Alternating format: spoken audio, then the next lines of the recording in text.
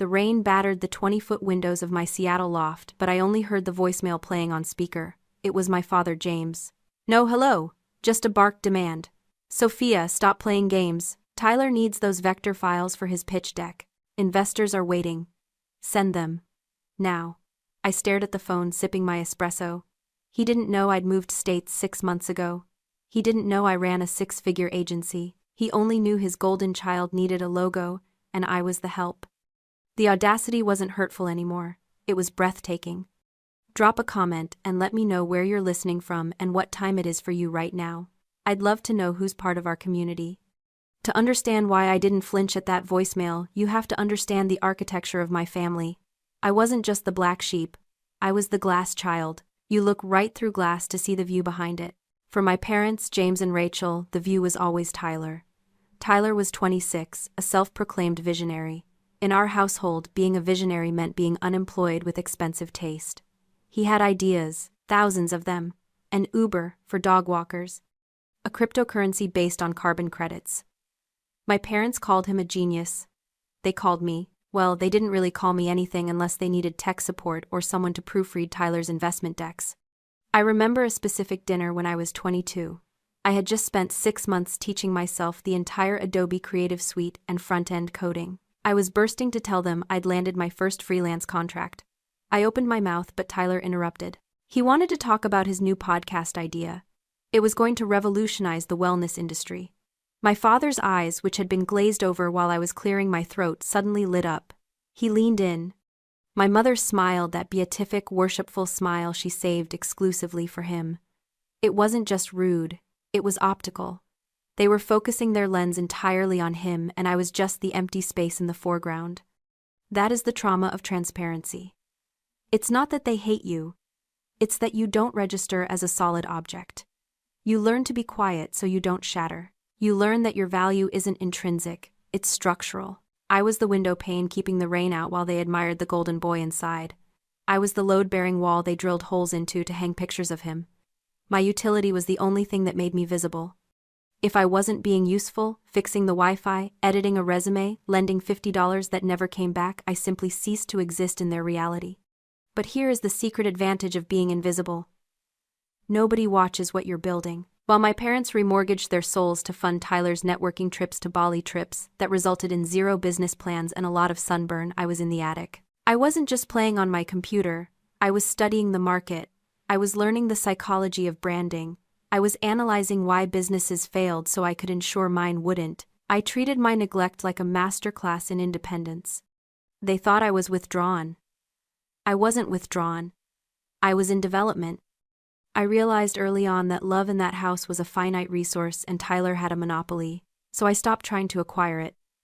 Instead, I started acquiring leverage. I stopped seeing them as parents and started seeing them as a case study in bad management. They were pouring capital into a sinking asset while ignoring the profit center right under their nose. I became the architect of my own value, and architects don't cry over bad clients. They just wait for the contract to expire. And looking at my father's name on my phone screen, I knew the contract was finally up. While Tyler was burning through $65,000 of my parents' home equity line of credit on a tech incubator retreat in Bali, which mostly involved surfing and Instagram stories about hustle culture, I was securing my Bisitaviri, first micro investments. My seed capital wasn't a handout from the bank of mom and dad. It was $185 for a logo design I bid for on a freelancing site. I did the work at 3 a.m, the blue light of my monitor, the only thing illuminating the cramped attic. When the payment cleared, I stared at the screen. It felt illicit, not because I had done something wrong, but because I had generated value without their permission. I reinvested every cent. I treated my skill set like a compounding asset. Better software, a faster processor, a subscription to market research data. While Tyler was explaining to my father that his app was pre-revenue because the world wasn't ready for his genius, I was scaling. By the time he was asking for a second round of family funding for a platform that didn't have a single line of code written, I was closing $5,000 branding packages. I operated under the name Aura Design. It sounded big, faceless, corporate. Nobody knew the CEO was the 24-year-old girl eating ramen in her parents' attic so she could save for a server rack. Then came the whale, A Fortune 500 tech firm needed a complete UI overhaul. I pitched against agencies with glass offices and espresso machines. I didn't have overhead.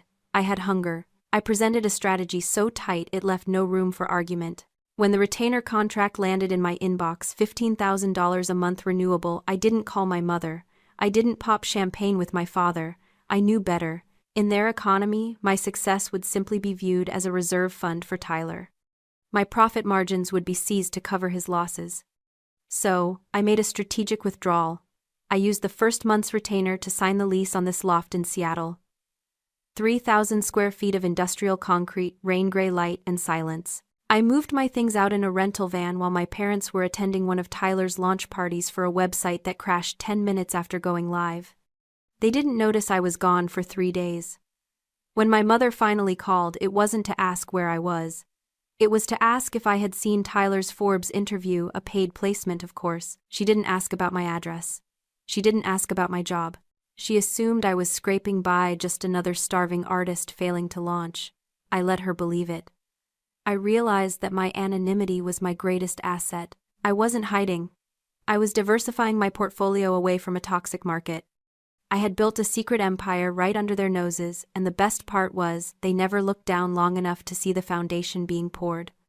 The silence of my loft was shattered not by a celebration but by an interrogation. When I finally answered my mother's call, there was no preamble, no pleasantries. Rachel didn't ask about my new city or my new life. She asked why I was sabotaging the family. According to her, Tyler's revolutionary app, which was still little more than a slide deck and a landing page, was failing to gain traction because the branding didn't pop. It wasn't the lack of a business model. It wasn't the fact that Tyler spent his development budget on a launch party for a product that didn't exist. It was the logo. And since I was the artist, the failure was mine to fix. She demanded I drop my paying clients to do a complete rebrand for Tyler. Pro bono, of course. When I mentioned I had a schedule, she exploded. She told me I was ungrateful. She threw my own survival in my face, claiming my current success was only possible because they had supported me. It was gaslighting of the highest order. They hadn't supported me, they had neglected me, and I had thrived in the vacuum they left behind. But the most terrifying part of the call wasn't the entitlement. It was the financial desperation leaking through her voice. She mentioned they were meeting with a loan officer.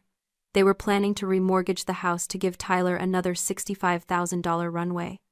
I sat there gripping the phone, listening to them discuss financial suicide with the casual tone of someone ordering dinner, and that is when I understood the mechanism at play. It wasn't love. It was the sunk cost fallacy.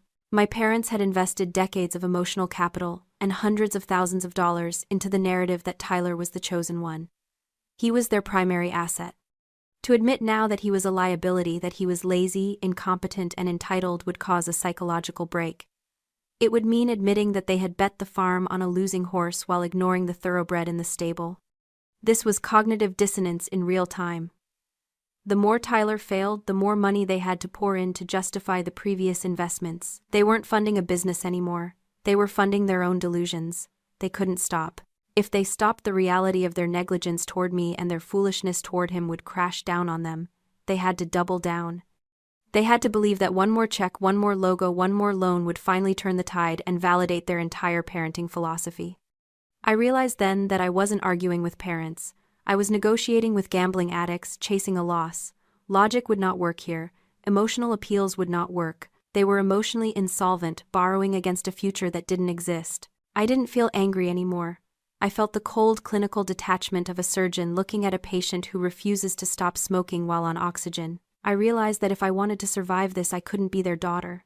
I had to be a creditor. And creditors don't work for free. I didn't answer my mother's demand to work for free. I hung up the phone and opened my agency's billing software. I created a new client profile. Under company name, I typed the name of Tyler's Vaporware venture. Under services, I listed comprehensive brand strategy, visual identity overhaul, and expedited delivery. Then came the price tag. My standard corporate rate for a rush job of this magnitude was $25,000. I didn't offer a family discount. I added a clause requiring 100% payment upfront before a single pixel was moved. I attached the invoice to a standard service agreement, 30 pages of legal protection that I used for Fortune 500 clients, and emailed it to my father. I didn't sign it "Love Sophia." I signed it, Sophia, CEO, Aura Design. The reaction was immediate. My phone lit up with my father's number less than 2 minutes after I hit send. I let it ring 3 times before answering, putting him on speaker while I poured a glass of sparkling water. He wasn't speaking. He was shouting. He called me delusional. He called me a predator. He asked how I could sleep at night, charging my own flesh and blood for a few drawings. I waited for him to pause for breath. When he finally stopped, my voice was devoid of any daughterly affection. I spoke with the cadence of a consultant addressing a difficult stakeholder. I told him that he had just spent 20 minutes telling me how critical this app was, how investors were lining up, and how this business was going to be the family legacy. If the business is real, I said, then $25,000 is a standard operating expense. If the business cannot support a market-rate branding package, then it certainly isn't ready for venture capital. There was a silence on the other end that was heavy with shock. I had cornered him with his own logic. If he admitted he couldn't pay, he was admitting Tyler's business was a hobby. If he paid, he was validating my worth for the first time in his life. He was trapped between his ego and his bank account. I didn't back down. I told him the offer expired in 24 hours. I told him that if he wanted professional results, he had to treat me like a professional, not a pet. I heard him sputtering, looking for an angle, a way to guilt me back into submission. But I was immune. I had turned the emotional dynamic into a transactional one. You want the product, pay the invoice. Finally, his voice dropped to a low, seething growl. He told me I was arrogant. He told me I had forgotten where I came from. Then he said something that sealed his fate. He said he would pay it. He said he would write the check just to prove that he believed in Tyler more than I did, and when the business took off, I wouldn't see a dime of the equity. I told him to check his email for the wire instructions. I hung up and stared at the city lights. I didn't feel triumphant. I felt like an investigator who had just laid a trap and watched the suspect walk right into it. He was going to pay. He was going to drain whatever liquidity he had left to prove a point. And in doing so, he was about to hand me the evidence that would destroy everything. The notification pinged on my phone the next morning while I was in a status meeting with my team. Payment received. But it wasn't the wire transfer I expected. It was a scanned image of a cashier's check emailed by my father with the subject line, "Here is your money. Now do your job." I opened the attachment. The check was for $25,000 drawn from a bank I didn't recognize. Something about it felt off. Not the check itself, it looked legitimate, but the source. My parents banked at a small credit union in Oregon. This was from an international investment bank. I forwarded the image to my accountant, a woman named Elena, who could spot a decimal error from across a room. "Verify this," I typed. "I want to make sure it clears before we start." 20 minutes later, Elena called me. Her voice was tight. "Sophia, we have a problem. The routing number is valid, but this account, it's flagged. It's connected to a high-risk offshore entity." My blood ran cold. Who is it? It's signed by a Tyler J. Vances as a trustee for the Vance Family Retirement Trust. "Sophia, did your parents move their retirement funds into a trust managed by your brother?" The floor dropped out from under me. There was no trust. My parents' retirement was in a standard 401k and a savings account they had been building since the 80s. I realized with sickening clarity what had happened. My parents hadn't paid me. Tyler had, but he hadn't used his own money. I spent the next 3 hours digging. I used every resource I had: public records, contacts in finance, a private investigator I kept on retainer for background checks. The picture that emerged was a financial horror story. Tyler hadn't just been networking in Bali. He had been forging documents. 6 months ago, he had convinced my parents to sign what they thought were incorporation papers for his startup. In reality, they had signed power of attorney over their financial assets. He had liquidated their entire 401k. He had taken out a fraudulent line of credit against their home, maxing it out to the limit of $250,000. The money hadn't gone into app development. It had gone into crypto wallets, luxury rentals, and a shell company in the Cayman Islands. And now he had used the last dregs of their life savings to pay me, likely to keep the charade going just a few weeks longer. The final piece of the puzzle arrived via an alert from my PI. A flight manifest. Tyler Vance had boarded a one-way flight to Bali 3 hours ago. He was gone. He had drained them dry, paid me my hush money with their own stolen funds, and fled the country. I stared at the evidence spread across my screens. This wasn't just bad business. It was grand larceny, elder abuse, wire fraud. My parents weren't just broke. They were victims of a crime committed by the son they worshipped, and they had absolutely no idea. I held the smoking gun that would destroy their world. The question wasn't if I should pull the trigger. It was how to do it without getting hit by the shrapnel. I called my father. Not to accuse him, but to summon him. My voice was calm, but it carried the weight of an executioner's axe. I told him there was a problem with the payment, and he needed to get on a video call immediately. He tried to argue, tried to bluster about how busy he was, but something in my tone, a cold, flat finality, stopped him. 10 minutes later, his face appeared on my screen. My mother was beside him, looking anxious. They were sitting in their kitchen, the same kitchen where they had ignored me for 20 years. I didn't say hello. I shared my screen. I put up the bank transfer details, the PI report, the flight manifest, and the forged power of attorney documents. I walked them through the timeline with the precision of a forensic accountant. Here is where Tyler gained access to your accounts. Here is where he liquidated your retirement. Here is the fraudulent loan. Here is the transfer to the Cayman Islands. And here finally is the check you sent me funded by the theft of your own future. Silence. The kind of silence that rings in your ears. My mother made a sound like a wounded animal, a high, keen whimper.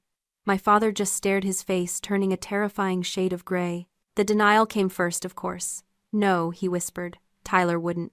He's a visionary. He's just moving funds around. He's in Bali, Dad, I said, my voice cutting through his delusion. He has a one-way ticket. He isn't coming back, and you are facing foreclosure, bankruptcy, and potential criminal liability for the debts he racked up in your name. The breakdown happened in stages. My mother started sobbing, rocking back and forth. My father slumped in his chair, the arrogance draining out of him until he looked like a husk. They started begging, not for Tyler to come back, but for me to help. Sophia, please, my mother wept. We'll lose the house. We'll go to jail. You have money. You can fix this. You're the smart one. You always were. The smart one. The words hung in the air, bitter and toxic. Now I was smart. Now I was capable. Now that their golden boy had set the house on fire, they remembered I knew how to use a hose. I can fix it, I said slowly. Hope flared in their eyes, pathetic and desperate. But my help comes with conditions. I laid them out. I would hire a forensic accountant and a criminal defense attorney to prove the fraud and clear their names. I would pay the legal fees. I would negotiate with the bank to delay foreclosure while the investigation proceeded. But I would not pay their debts. I would not replace their retirement fund. And most importantly, they would sign a document, a legal binding contract relinquishing any future claim on my finances or my time. I would help them survive this, but I would never, ever be their daughter again. I would be their benefactor, their savior, but never their child. And Tyler, I added, my voice turning to ice. You will press charges. You will cooperate fully with the authorities to have him extradited. If you try to protect him, if you send him $1, one text message warning him, I walk away. And I take my lawyers with me. They stared at me horrified. I was asking them to destroy their idol, to choose survival over their favorite son. It was the ultimate test, and we all knew it. My father looked at my mother. She was weeping into her hands. He looked back at the screen at the daughter he had looked through for 28 years. He nodded. Okay, he whispered. Okay. It wasn't a victory. It was a demolition. I had stripped them of their delusions, their pride, and their golden child. I had bought their safety with my own success, but in doing so I had severed the last emotional tie. They weren't my parents anymore. They were just two people I used to know who owed me everything. The rain in Seattle is different tonight. It doesn't sound like a storm against the glass anymore. It sounds like applause. I stand in the center of my loft, surrounded by the quiet hum of the server rack that powers my empire. It has been 3 months since the video call that ended my childhood. My parents are safe. They are living in a 1-bedroom apartment in a suburb of Portland. It is small, clean, and entirely paid for by me. I send the checks directly to the landlord. I pay their utility bills through an automated system. They have food, heat, and shelter. But they do not have my phone number. They communicate with me through a paralegal at the firm I hired to handle their bankruptcy. Tyler is still a fugitive, though the authorities are closing in. My parents cooperated with the investigation not because they wanted to, but because the contract I made them sign left them no choice. They had to sacrifice their golden child to survive. I imagine that haunts them. I imagine the silence in their small apartment is deafening. But that is their architecture, not mine. People ask me why I helped them. Why I didn't just let them drown in the flood they created. This brings me to what I call the rescue paradox. We are conditioned to believe that saving someone is always an act of love or forgiveness, but sometimes rescue is the ultimate act of dominance. If I had walked away, I would have been the angry daughter who abandoned her family. I would have carried the weight of their destruction. I became the competent adult in a room full of children. I proved with mathematical precision that the worthless child was the only one capable of survival. I didn't save them to earn their love. I saved them to render their approval obsolete. I paid for their lives so I would never have to pay for their mistakes again. I bought my freedom. I look at my reflection in the dark window. For 28 years I was the glass child, transparent, fragile, easily overlooked. But glass, when subjected to enough heat and pressure, changes. I am not glass anymore. I am a diamond. I am hard. I am unbreakable, and I am valuable on my own terms. I didn't just build a business in the shadows, I built a fortress, and for the first time in my life, the walls are strong enough to keep everything else out. If you have ever had to build your own worth from scratch, share this story. You are the architect of your own life.